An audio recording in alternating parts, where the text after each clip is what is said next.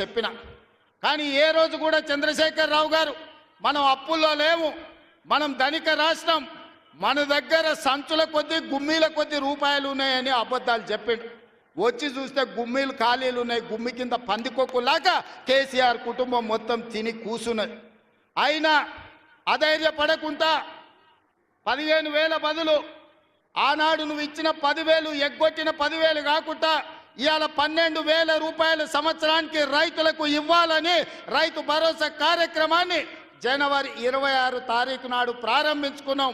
మార్చి 31 లోపల ప్రతి ఎకరాకు వ్యవసాయ యోగ్యమైన భూమికి ఎకరాకు 6,000 చొప్పున మీ ఖాతాలో వేసే పూచి నాది అని నేను ఈ వేదిక మీద నుంచి చెప్పదలుచుకున్నా. ఆయన అంటుండు ఎగ్గొడతారని. నేను నీలాక మాట చెప్పి ఎగ్గొట్టేటోని కాదు. దళితులకు 3 ఎకరాలని ఎగ్గొట్టినావు, దళిత ముఖ్యమంత్రి అని ఎగ్గొట్టినావు, డబల్ బెడ్రూమ్ ఇండ్లు అని ఎగ్గొట్టినావు.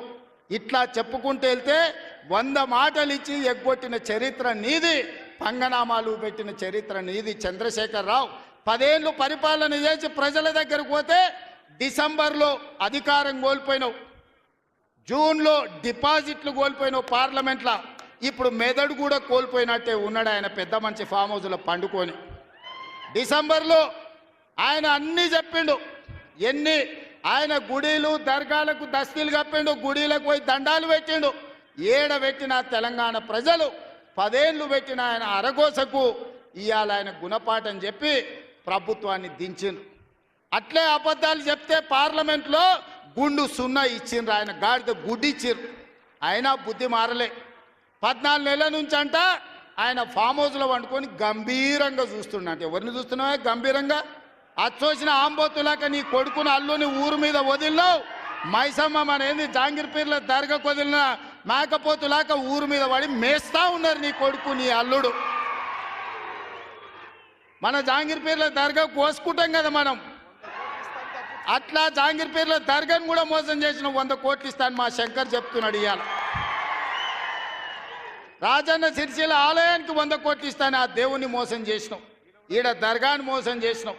పాలమూరులో ప్రాజెక్టులు కడతా అని, పాలమూరు రంగారెడ్డి ఎత్తిపోతలు పూర్తి చేస్తా అని కల్వకుర్తి, భీమా, నెట్టంపాడు, కోయిల్సాగరు, జూరాల, ఆర్జీఎస్, తుమ్మిళ్ళ ప్రాజెక్టులను కడతా అని చెప్పి పాలమూరుకు మాట ఇచ్చి పాలమూరుని ఎండబెట్టి ఎగవేసిన దుర్మార్గుడివి నువ్వు ఈరోజు సంవత్సరం పూర్తి కాకముందే మా మీద వడేడుస్తురట. ఆయన కోసం ఎదురు చూస్తురట. ప్రజలందరూ బాధపడుతురట. అయ్యా చంద్రశేఖర్ రావు గారు, 4 కోట్ల ప్రజలు ఎవ్వరు బాధపడతలేరు. రైతులకు రైతు భరోసా వచ్చింది, రైతులకు రైతు రుణమాఫీ జరిగింది, విద్యార్థులకు ఫీజు రియంబర్స్మెంట్ ఇచ్చినాం, రాజీవ్ ఆరోగ్యశ్రీ 10 లక్షలకు పెంచినాం, పేదలకు ఇండ్లల్లా 200 యూనిట్లు ఉచిత కరెంట్ ఇచ్చినాం, ఆడబిడ్డలకు 500 రూపాయలకే సిలిండర్ ఇచ్చినాం.